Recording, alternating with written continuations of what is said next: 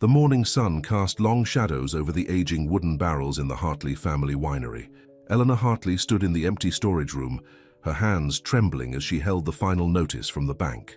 3 generations of family history were about to slip through her fingers. "Miss Hartley." Martha, their longtime secretary, poked her head through the door. "There's someone here to see you, says it's urgent." Eleanor quickly wiped her eyes. "Tell them we're closed for tours today." "It's not a tourist, it's Alex Grayson." Eleanor's head snapped up. Everyone knew about Alex Grayson, the tech billionaire, who disappeared from public life after the car crash that left him paralyzed. What could he possibly want with a failing winery? 10 minutes later, Eleanor found herself in their dusty conference room, facing a man in a sleek wheelchair. His assistant, a sharp-faced woman named Rebecca, stood behind him like a sentinel. "Miss Hartley," Alex's voice was deep and controlled. "I'll get straight to the point. I need a wife." Eleanor almost choked on her water. "Excuse me?" "A temporary wife, 1 year to be exact." His gray eyes met hers without emotion. "My board of directors believes my condition has made me unstable. They're trying to force me out.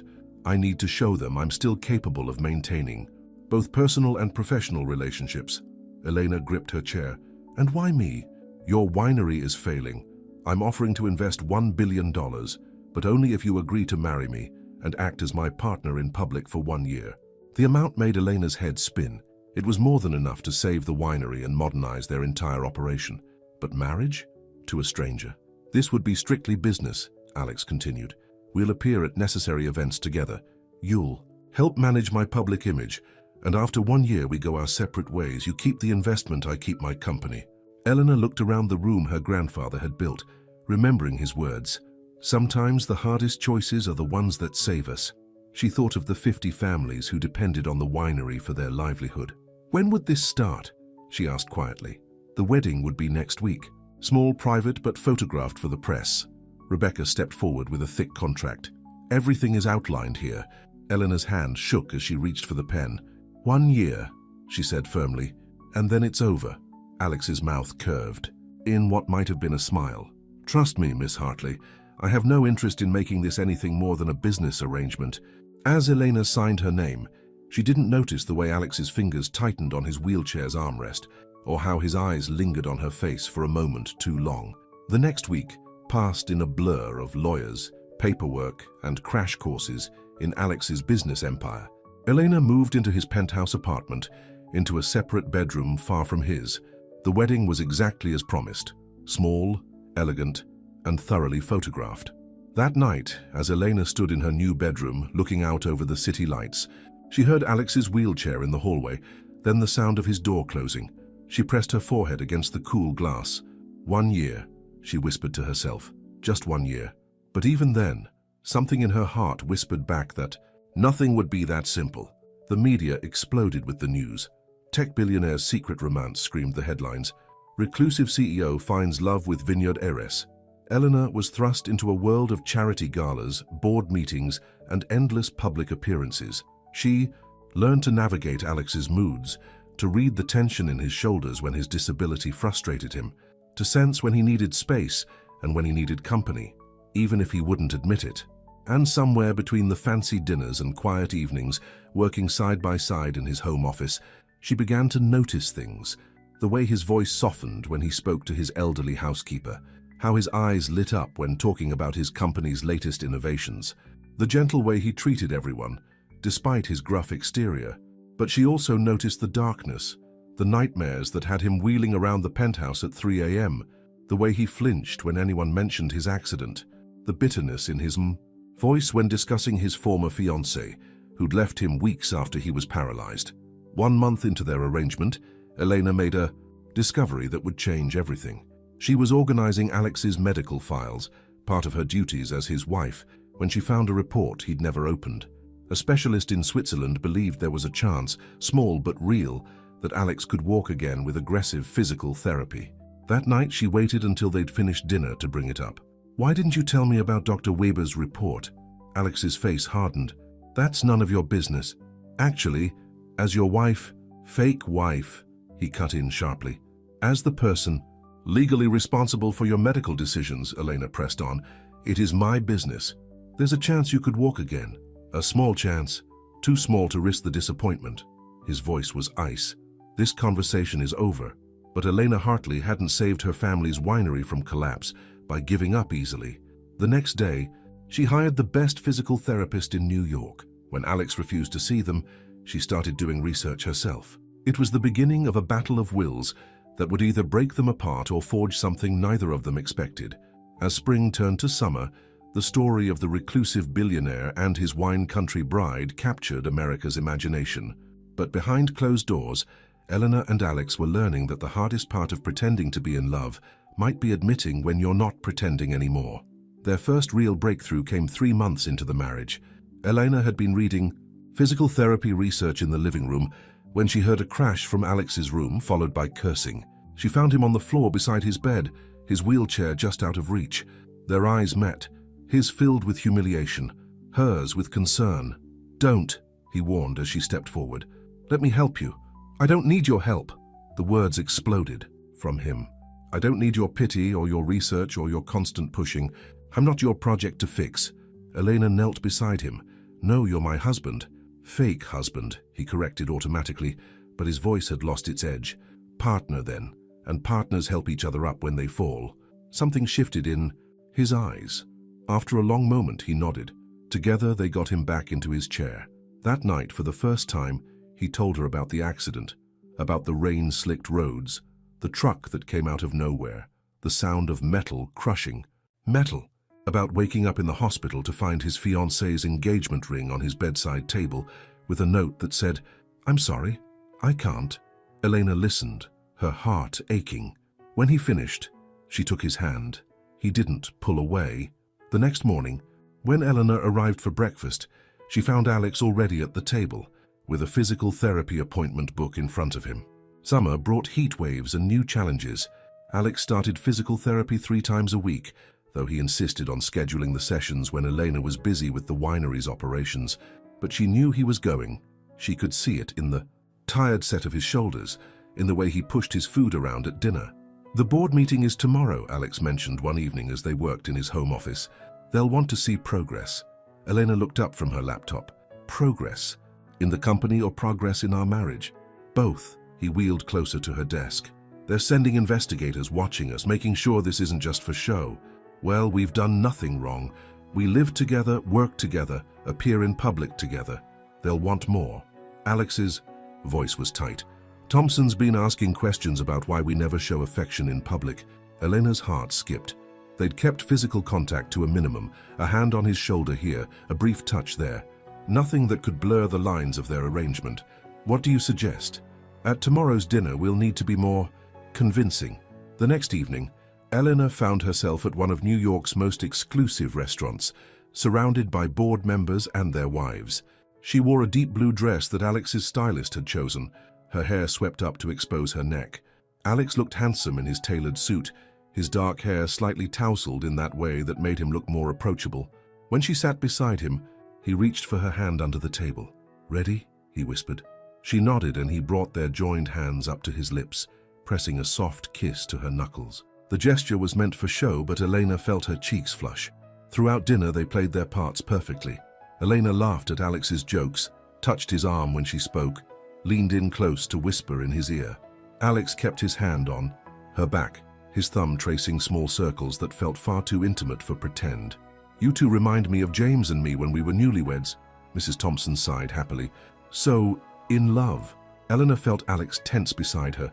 Without thinking, she turned and pressed a soft kiss to his cheek. "How could anyone not fall in love with him?" she said, the words coming easier than they should have. Later that night, as they rode the elevator up to their penthouse, the air between them felt charged.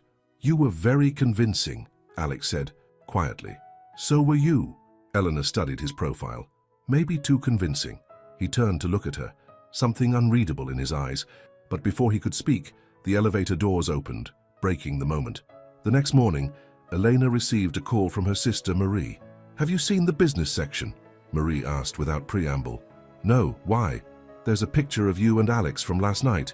Elena, you might want to sit down for this." Elena pulled up the article on her tablet and felt her stomach drop. The headline read, "Grace and Marriage, Real Romance or Elaborate Hoax?" The article detailed their sudden marriage, the winery's financial troubles, and raised questions about the convenient timing of it all. But what caught Eleanor's attention was the quote from someone claiming to be a former employee of Alex's. "He's been planning this for months. He needed someone desperate enough to agree to his terms. The Hartley girl was perfect, pretty enough for photos, poor enough to control." Elena's hands shook as she read. Had Alex planned this all along? Had he deliberately waited until the winery was on its last legs? She was still staring at the article when Alex wheeled into the kitchen. "You've seen it," he said, taking in her expression. "Did you?" Her voice cracked. "Did you wait until we were desperate? Eleanor, answer me." She stood up, anger and hurt warring in her chest. "Did you plan this whole thing?" Alex's face hardened. "Would it matter if I did? You got what you wanted. Your winery is safe. I got what I needed, a wife to satisfy the board. The arrangement works." "The arrangement?" Elena laughed bitterly.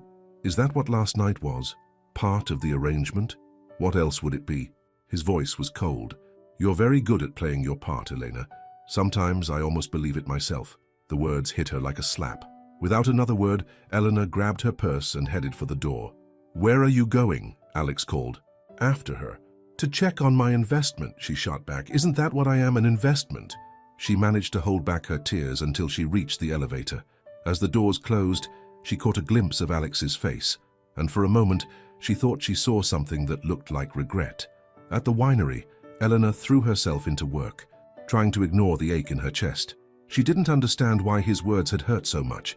This was a business arrangement. She'd known that from the start. So why did it feel like her heart was breaking? A week after their fight, Eleanor was supervising the installation of new fermentation tanks when Martha rushed in. "Eleanor, you need to see this." She thrust her phone forward. On the screen was a gossip website showing photos of a stunning blonde woman entering Alex's office building. The caption read, "Victoria Chase, former fiancée of Alex Grayson, returns to New York." Eleanor's stomach lurched. She'd seen pictures of Victoria before, the woman who'd left Alex after his accident. But those photos hadn't prepared her for how beautiful she was in person.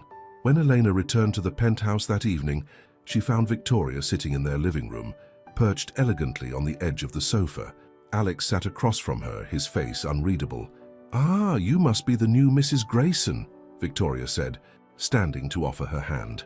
"Alex was just telling me about your arrangement." Eleanor felt the blood drain from her face. She looked at Alex, who wouldn't meet her eyes.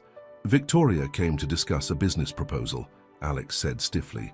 "Yes. My company is interested in partnering with Grayson Tech." Victoria's smile was perfect, practiced. "I thought, who better to present the idea than someone who knows Alex so well?" The emphasis on knows wasn't subtle. Eleanor forced herself to smile back. "How wonderful. If you'll excuse me, I have some work to catch up on." She retreated to her room, but couldn't concentrate. After an hour, she heard Victoria's heels clicking toward the elevator, followed by the soft whir of Alex's wheelchair approaching her door. "Helena, come in." She kept her eyes on her laptop. "Victoria's company has an interesting proposition." "I'm sure she does." Alex wheeled closer. "What's that supposed to mean?" Elena finally looked at him. "She left you when you needed her most. Now that you're successful again, she's back with a business proposition. Convenient timing. You don't know anything about my relationship with Victoria. I know she broke your heart. Like you're breaking it now." The words escaped before he could stop them. They stared at each other, the admission hanging heavy in the air between them. "I didn't," Alex started, but Elena was already moving past him. "I have an early meeting tomorrow," she said quickly.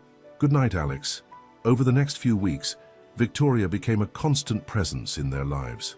She was at every business meeting, every charity event, and she was good, brilliant even. Her company's proposal could revolutionize Grayson Tech's market position. Elena watched as Alex spent more and more time with Victoria, their heads bent together over contracts and presentations. She told herself she had no right to be jealous. This was a business arrangement, nothing more. But late one night she overheard them talking in Alex's office. "You've changed," Victoria was saying. "You're stronger now, more focused. The accident made you better." "Did it?"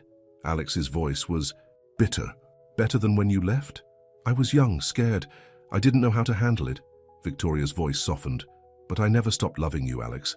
Elena's heart clenched. She hurried back to her room before she could hear Alex's response. The next morning, Eleanor threw herself into work at the winery. She was in the middle of a meeting with their distribution team when her phone buzzed with a text from Rebecca, Alex's assistant. "Turn on Channel 7 now." Eleanor excused herself and rushed to her office, flipping on the TV. Her heart stopped. Victoria was giving a press conference outside Grayson Tech's headquarters. "Mr. Grayson and I have indeed been in close contact recently," she was saying to the reporters. "While I can't comment on personal matters, I can say that we've been discussing more than just business. Sometimes life gives you a second chance at true love." Elena's phone immediately lit up with calls from reporters. She ignored them all, her mind racing. This was exactly what they'd feared, public speculation about their marriage. The board would be watching closely. She drove home in a daze, not sure what she would say to Alex. But when she arrived at the penthouse, she found him in the gym with his physical therapist, working harder than she'd ever seen him work before. "Again," he growled, sweat dripping down his face as he gripped the parallel bars. "Mr. Grayson, we should take a break." "I said again." Elena watched from the doorway as Alex struggled to support his weight on his legs. His arms shook with effort, but his face showed pure determination. Finally, the therapist called an end to the session. As he packed up his equipment, Elena approached Alex, who was back in his wheelchair, breathing heavily. "I saw Victoria's press conference," she said, quietly. "Did you come to gloat?" He grabbed a towel, wiping his face. "To tell me how right you were about her?" "No." Elena knelt beside his chair. "I came to tell you that whatever you decide, I'll support you. That's what partners do." Alex's hand froze mid-motion. He looked at her for a long moment, then said, "Something that changed everything. I saw the doctor yesterday, the new treatment, it's working. I can feel my legs again, Elena." Her eyes filled with tears. "Why didn't you tell me?" "Because," he struggled with the words, "because I wanted to be sure. Because I wanted to be able to stand on my own when I finally told you that Victoria means nothing to me, that she never did. Not since the day I met you." Elena's heart pounded. "Alex!" But before she could finish, Rebecca burst into the room. "We have a problem," she announced, her face grave. "Someone leaked your marriage contract to the press, the whole thing, including the billion-dollar payment clause." The headlines were brutal. "Billion-dollar bride, the truth behind Grayson's marriage." Every news channel ran the story. Photos of Elena and Alex were everywhere, their happy moments now tainted with suspicion. "The phones won't stop ringing," Rebecca reported. "The board wants an emergency meeting, and Victoria's team is calling for a statement." Eleanor felt numb. She looked at Alex, but his face had turned to stone. "Who had access to the contract?" he demanded. "Only the legal team, the board members, and—" Rebecca hesitated. "And Victoria," Elena finished quietly. "She was in your office that day you showed her the company documents." Alex's hands gripped his wheelchair arms so tight, his knuckles turned white. "Get me Thompson on the phone, now." As Rebecca hurried out, Eleanor stood to leave, but Alex caught her wrist. "Stay," he said softly. "Please." She sat back down, her heart heavy. On the TV, reporters were dissecting their every public appearance, questioning every smile, every touch. "In light of these revelations," one commentator was saying, "we have to ask, was anything about this marriage real?" The question hung in the air between them. Before either could speak, Thompson called. "Turn on the business news," he said, without greeting. "Victoria's making a statement."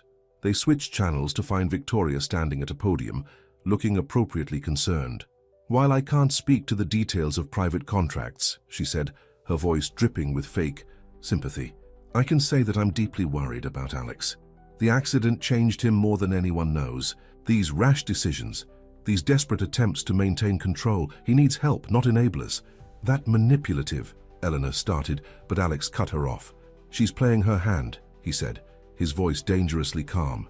"She leaked the contract to make me look unstable. Now she's positioning herself as the concerned ex, probably hoping the board will see her as a stabilizing influence. What are we going to do?" Alex looked at her. You could walk away. The press is painting you as a victim. Say you were pressured into it, that you didn't know the full terms. Save your reputation. Is that what you think I care about? My reputation? I think you care about your winery, and right now being connected to me is dangerous. Eleanor knelt in front of his wheelchair, forcing him to look at her. "Do you remember what you just told me? About Victoria meaning nothing to you? That was before what? Before people started talking? before it got hard. She took his hands in hers. You're not the only one who's been pretending, Alex. His eyes widened, but before he could respond, the elevator chimed. Victoria walked in, still in her press conference outfit. I had to come, she said, her face a mask of concern. Alex, darling, let me help you through this. Elena felt Alex's hands tighten around hers. He looked at Victoria, then back at Elena. Get out, he said quietly. Victoria blinked. What? Get out of my house. His voice rose. Get out of my company. Get out of my life. Alex, you're upset. You're not thinking clearly. I'm thinking more clearly than I have in years. He wheeled forward, Elena moving aside. You didn't just leak that contract. You've been planning this since you found out I might walk again. Victoria's mask slipped. I don't know what you're talking about. My medical records. The ones that went missing last month? The ones that showed the new treatment was working. Funny how they ended up in the board's hands, along with a report questioning my mental fitness. Elena gasped. Victoria's face hardened. You need someone who understands you, she said coldly. Someone from your world, not some desperate wine farmer who married you for money. You're right about one thing, Alex said. I do need someone who understands me. Someone who pushes me to be better, who stands by me even when it's hard. Someone who loves me for who I am, not what I can give them. He reached for Elena's hand. I already have that person. Victoria's eyes narrowed. The board won't see it that way. Once they review those medical records, those records show I'm getting better, Alex cut in, thanks to Elena's encouragement and support. As for the board, he smiled grimly. Check your phone. Victoria pulled out her phone, her face going pale. While they'd been talking, Rebecca had been busy. Every business news site was running a new story. Grayson Tech stock soars on CEO's recovery progress. You didn't just leak my personal information, Alex said quietly. You leaked confidential company documents. The SEC takes a very dim view of that. You can't prove. Actually, we can. Rebecca walked in, holding a tablet. You really should have used better encryption when you accessed our servers. We have every file transfer logged. Victoria looked around wildly, then straightened her shoulders. You'll regret this, she spat before stalking to the elevator. As the doors closed behind her, Eleanor let out a breath she didn't know she'd been holding. Alex tugged her hand until she looked at him. Did you mean what you said? He asked softly. About pretending. Instead of answering, Eleanor leaned down and kissed him. When she pulled back, his eyes were shining. I should have done that months ago, she whispered. We have a lot of time to make up for, he smiled, pulling her back down. But their moment was interrupted by Rebecca clearing her throat. Sorry, but the board is still waiting for a statement. And the press is camped out downstairs. What do you want me to tell them? Alex looked at Elena, a question in his eyes. She nodded. Tell them the truth, he said. Tell them I fell in love with my wife. The days following their public declaration were chaos. Reporters camped outside both the penthouse and the winery. Social media exploded with opinions about their relationship, but for the first time since their marriage began, Elena and Alex faced it all together. They're calling it the romance of the year. Elena laughed, reading the morning paper in bed. Alex sat beside her in his wheelchair, drinking coffee. More like scandal of the year, he smiled. Though I have to admit, the public seems to be on our side. It was true. After their honest interview with Good Morning America, where they shared the full story of how their arranged marriage had turned to love, public opinion had shifted dramatically. Even the most cynical commentators had to admit there was something genuine about the way they looked at each other, but not everyone was convinced. The board called an emergency meeting, and this time, Elena insisted on attending. Mrs. Grayson, while we appreciate your dedication to our CEO, Thompson began, his tone condescending, we have serious concerns about the stability of this relationship and its impact on the company. What exactly are you concerned about? Elena asked calmly. The fact that your CEO is showing remarkable progress in his recovery, or the fact that our stock price has risen 30% since news of our relationship broke? The contract, another board member started, was a beginning, not an end, Alex cut in, wheeling forward. Yes, our marriage started as an arrangement, but it became real. And if any of you have a problem with that, I suggest you look at the company's performance under our joint leadership. He pressed a button on his wheelchair, and the room's screens lit up with charts and graphs. In the 6 months since Elena joined us, we've launched 3 new products, expanded into sustainable technology, and formed a partnership with her winery to develop eco-friendly farming practices. Our public image has never been stronger. Elena watched proudly as Alex commanded the room. This was the man she'd fallen in love with, strong, determined, and unstoppable. And there's one more thing, Alex continued. He pressed another button on his chair, and a video started playing. The board watched in amazement as footage showed Alex in his physical therapy sessions, making steady progress. The final clip, dated just that morning, showed him taking several steps with the help of parallel bars. "My doctors say I could be walking unassisted within months," Alex announced. "Thanks to the support and encouragement of my wife, my real wife, not just on paper." The board members shifted uncomfortably. Thompson cleared his throat. "Well, this is impressive progress, Alex, but about the contract leak has been handled," Elena interrupted smoothly.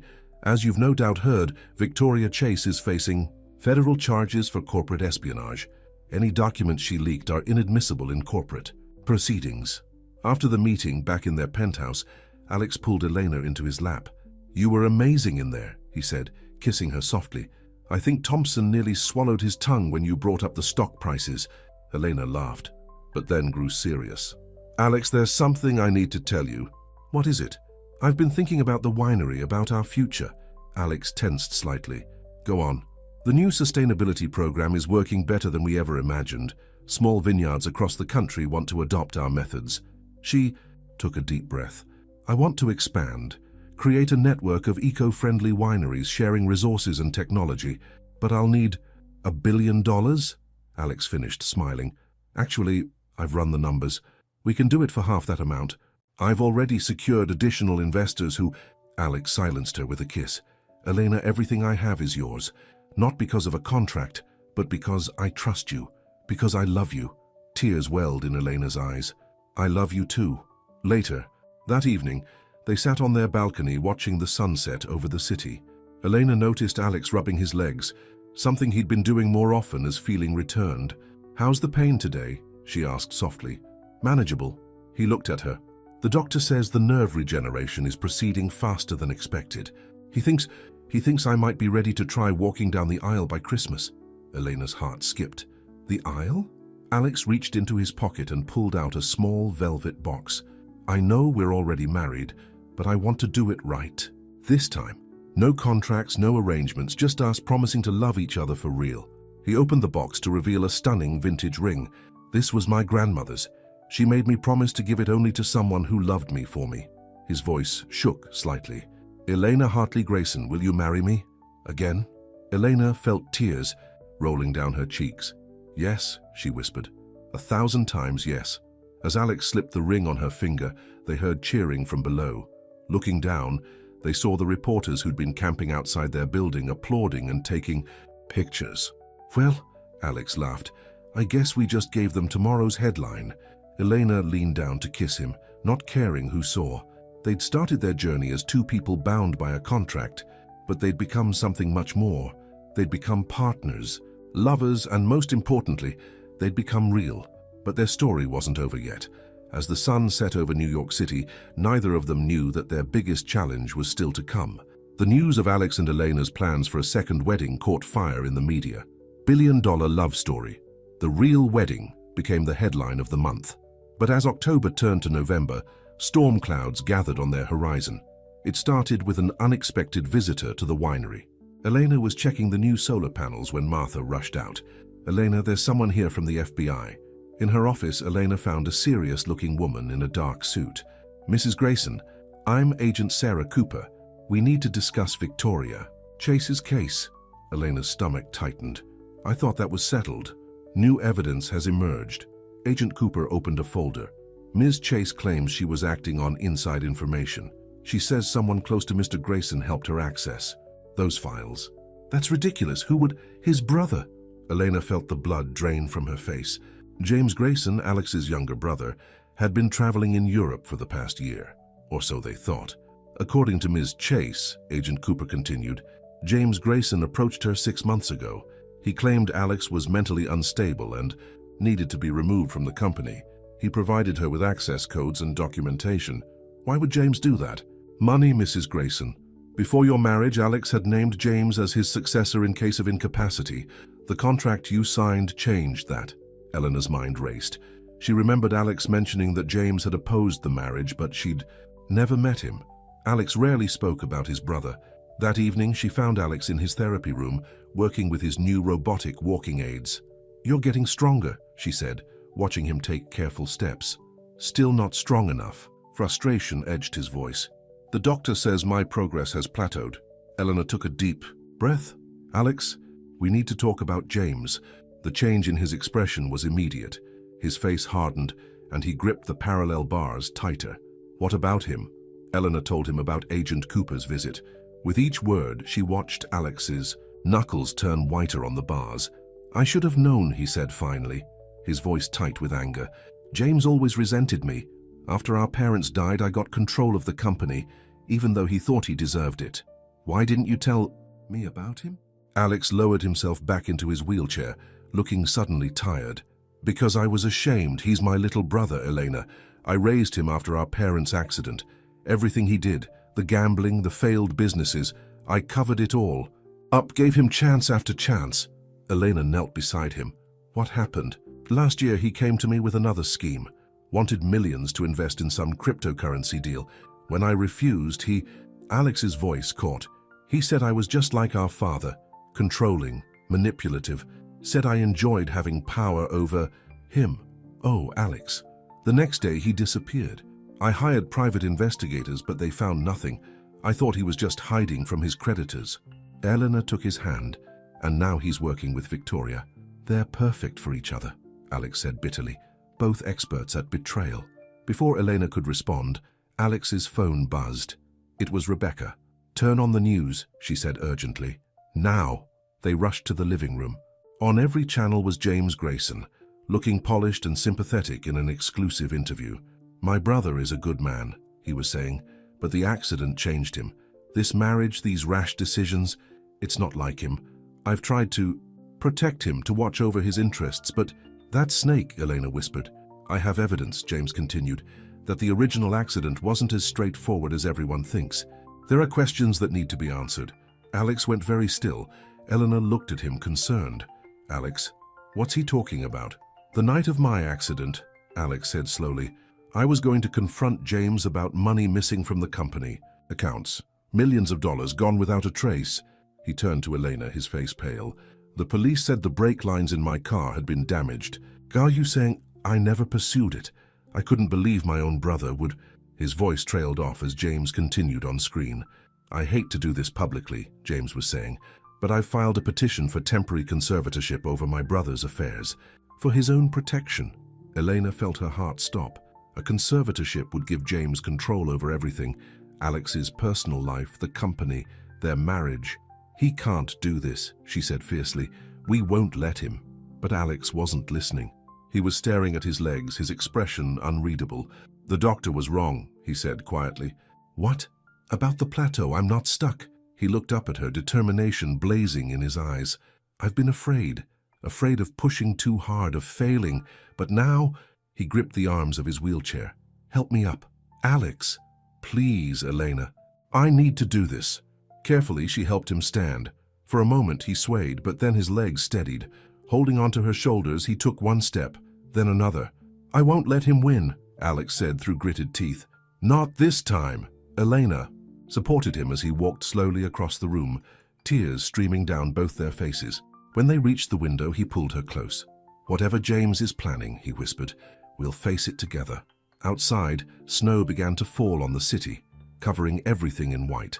But inside their penthouse, Alex and Elena held each other, knowing that the real storm was yet to come.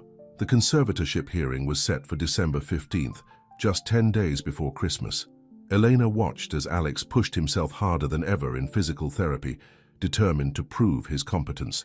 "You need to rest," she urged one evening, seeing him wince in pain. "I can't," he said, taking another shaky step. "The judge needs to see that I'm capable, that James is lying." But James wasn't done with his attacks.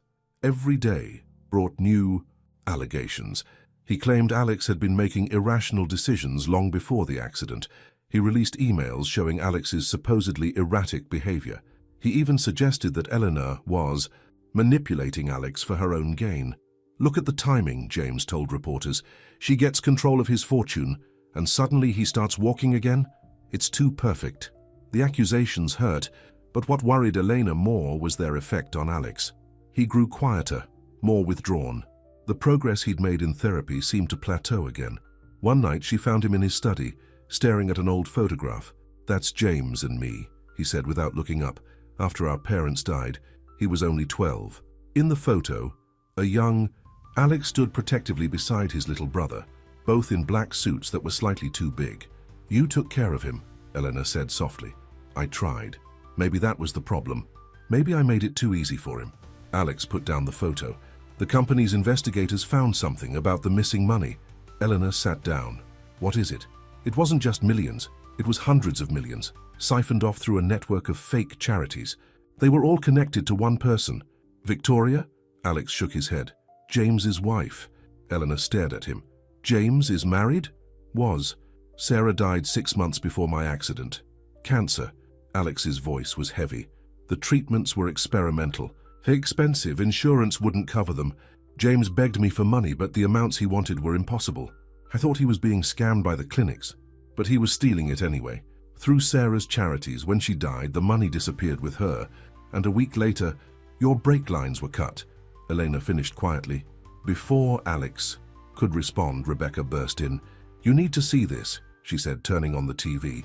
James was holding another press conference, but this time he wasn't alone. Beside him stood a small, elderly woman who looked vaguely familiar to Elena.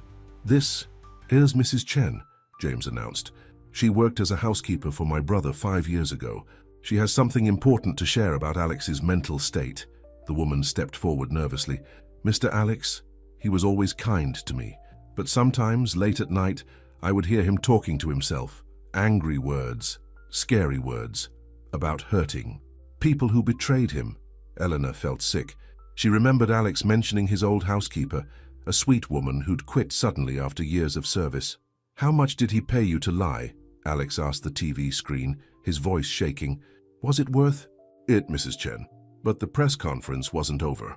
James produced medical records, old ones from right after their parents' death. "My brother received psychiatric treatment as a teenager," he revealed, "for anger issues and paranoid tendencies. He's hidden this for years, but now, with his recent behavior." Alex wheeled away from the TV, his face ashen. Elena followed him to their bedroom, where he was pulling out an old box from the closet. "Alex, it's true," he said quietly. "After our parents died, I was angry, lost. The therapist said it was normal grief, but..." He pulled out a yellowed document. "James made it sound like I was dangerous. I wasn't. I was just a kid trying to hold everything together." Elena took the report, reading it carefully. "This shows you completed the recommended treatment successfully, that you were dealing with normal trauma responses. Why didn't you release this when James started making accusations?" "Because I was ashamed. Because I thought I could handle James another way." Alex looked up at her. "Because I was afraid you'd see me differently." Elena knelt beside his wheelchair. "The only thing I see is the man I love, the man who raised his brother, built a successful company, and is fighting to walk again despite everything." She stood up, determination in her eyes. "And now I see what we need to do." "What's that?" "Fight fire with fire. James wants to play dirty? Let's show the world who he really is." Over the next week, Elena and Rebecca worked tirelessly. They tracked down former employees of James's fake charities. They found the doctors who'd treated Sarah, who confirmed James had tried to bribe them for false testimonies about experimental treatments. Most importantly, they found Mrs. Chen. The elderly housekeeper broke down when Elena visited her. "Mr. James said if I didn't help him, he would hurt my granddaughter's college chances," she sobbed. "He knew things about her application. Private things." Elena recorded everything, but their biggest breakthrough came from an unexpected source. Victoria Chase. "She wants to make a deal," Rebecca announced. "Full immunity in exchange for everything she knows about James." "Can we trust her?" Elena asked. "No," Alex said firmly, "but we can use her." The day before the hearing, they made their move. Eleanor called a press conference at the winery. "Tomorrow, my husband's brother will try to convince a judge that Alex is unfit to manage his own affairs," she began. "He'll present evidence that seems compelling. But today, we're going to tell you the real story." One by one, their witnesses stepped forward. Mrs. Chen recanted her statement, tearfully apologizing to Alex. The charity investigators presented their findings. Victoria appeared via video link, detailing James's plan to seize control of the company. But the most powerful moment came when Alex stood up from his wheelchair. Using a walker, he slowly made his way to the podium. "My brother thinks I'm weak," he said, his voice strong despite his shaking legs. "He thinks my accident broke me, but he's wrong. I'm stronger now than I've ever been, and I'm ready to tell the truth about the night he tried to kill me." The room erupted in gasps, cameras flashed, and somewhere in New York, James Grayson watched his carefully constructed plan begin to crumble. The morning of the hearing dawned cold and clear. Elena helped Alex with his tie as reporters gathered outside the courthouse. "Are you ready?" she asked softly. "As long as you're beside me," he replied, squeezing her hand. They'd barely stepped into the courthouse when James appeared, flanked by expensive lawyers. He looked thinner than in his TV appearances, with dark circles under his eyes. "Alex," he said, his voice strained, "we can still stop this. Work something out. Like you worked things out with Sarah's charities?" Alex's voice was ice. "Or with my brake lines? You don't understand." "No, you don't understand," Elena cut in. "Whatever happens today, you've lost, James. The truth is out." Inside the courtroom, Judge Marion Howard studied both brothers carefully. The proceedings began with James's lawyers presenting their case. "Mr. Grayson's behavior has become increasingly erratic," they argued. "This hasty marriage, the impulsive business decisions, the sudden claims of recovery, all point to a man who needs protection from himself." They brought forward financial experts who questioned Alex's recent decisions, doctors who raised doubts about his recovery, even a body language expert who analyzed his TV appearances. Then it was their turn. Elena watched proudly as Alex made his way to the witness stand, using his walker but moving steadily. The courtroom fell silent as he began to speak. 15 years ago, I became a father to my 12-year-old brother," Alex said. "Our parents were gone, and I promised myself I'd give him everything. Maybe that was my first mistake." He looked directly at James. "When Sarah got sick, why didn't you just tell me the truth? About the charities, about where the money was really going? I would have helped you." James's face went pale. "You don't know what it was like," he burst out. "Watching her die while you controlled every penny. Playing by your rules, always your rules." "Mr. Grayson," Judge Howard warned, but James was beyond hearing. "You think you're so perfect," he shouted at Alex. "The brilliant older brother who has everything. The accident was supposed to fix that. You were supposed to stay broken." The courtroom erupted in chaos. James's lawyers tried to silence him, but he shoved them away. "I did it," he yelled. "I cut the brake lines. I wanted you to feel helpless like I did. But you couldn't even do that right. You had to find her." He pointed at Elena. "Had to start walking again. Had to ruin everything." "That's enough." Judge Howard's gavel crashed down. "Bailiff, take Mr. James Grayson into custody." As the bailiffs moved forward, James made a desperate lunge toward Alex. Elena jumped between them, but she needn't have worried. Alex had already risen from the witness stand. Without his walker, he took 3 steady steps forward and caught his brother's arm. "I'm sorry, James," he said softly. "I'm sorry I couldn't save Sarah. I'm sorry I couldn't be the brother you needed. But this ends now." As James was led away in handcuffs, he looked back once. For a moment, Elena saw not the angry man who'd tried to destroy them, but the lost 12-year-old boy in the oversized funeral suit. Judge Howard's ruling was swift and decisive. Not only was the conservatorship petition denied, but she ordered a full criminal investigation into James's actions. Outside the courthouse, reporters swarmed them. Alex stood tall, his arm around Elena's waist for support rather than his walker. "Mr. Grayson, how do you feel about your brother's confession? Will you press charges? What's next for Grayson Tech?" Alex raised his hand for quiet. "Today is not about revenge or punishment. It's about truth, about facing the past so we can move forward." He looked at Elena. "And I'm fortunate to have someone who taught me how to do that." Back at the penthouse, Elena found Alex in their bedroom, looking at the old photo of him and James again. "What are you thinking?" she asked. "About choices, about forgiveness." He set the photo down. "I've asked the DA to consider a plea deal, one that includes psychiatric treatment." Elena sat beside him. "You're still trying to save him. He's still my brother." Alex turned to her. "But right now I want to focus on our future. The doctors say I should be dancing at our wedding next week." Elena smiled through tears. I love you, Alex Grayson. I love you too. He pulled her close. Thank you for fighting for us, for believing in me. Outside their window, Christmas lights twinkled across the city. The worst of the storm had passed, but Elena knew their story wasn't quite finished. They still had a wedding to plan, a company to run, and a lifetime of moments to share. And, somewhere in a cell, James Grayson stared at a different photo, one of him and Sarah on their wedding day, and began to write a letter to his brother that would change everything once again. Christmas Eve arrived with fresh snow and new beginnings. The Hartley family winery had been transformed into a winter wonderland, with thousands of twinkling lights and crystal decorations catching the afternoon sun. Elena stood in her old office, now wearing a white dress that made her look like a snow queen. Martha fussed with her veil, tears in her eyes. Your parents would be so proud, she said softly. Eleanor touched the locket around her neck, her mother's containing a tiny photo of her parents on their own wedding day. I think they'd like Alex, she smiled, once they got past the whole billionaire arranged marriage thing. A knock at the doctor revealed Rebecca, looking unusually emotional. Elena, there's something you need to see before the ceremony. She led Elena to the winery's small chapel where Alex waited. He was standing without support, looking handsome in his tuxedo. But it was what he held in his hands that caught Eleanor's attention. A letter. It's from James, he said quietly. I thought we should read it together. Eleanor took his hand as he opened the envelope and began to read. Dear Alex and Elena, by the time you read this, I'll be starting treatment. The doctors say I've been struggling with untreated depression since Sarah died. It's not an excuse for what I did, but maybe it's a start toward understanding. Alex, you were more than a brother to me. You were the father I lost, the friend I needed, and the man I couldn't live up to. When Sarah got sick, I didn't just lose my wife, I lost myself.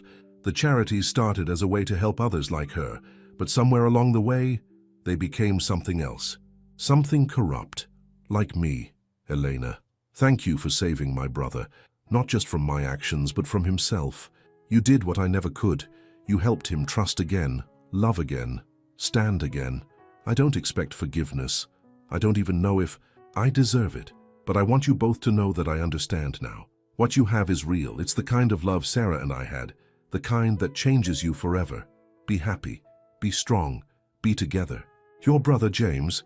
Elena wiped tears from her eyes as Alex folded the letter. Are you okay? She asked. Alex pulled her close. I am now. Ready to get married? Again? This time their wedding was everything they'd dreamed of. Alex walked Helena down the aisle as snow fell gently outside the chapel windows. Their vows were simple but profound. Elena, Alex said, his voice strong and clear, you found me when I was lost in darkness. You believed in me when I couldn't believe in myself. You taught me that love isn't about perfect moments. It's about being perfectly imperfect, together.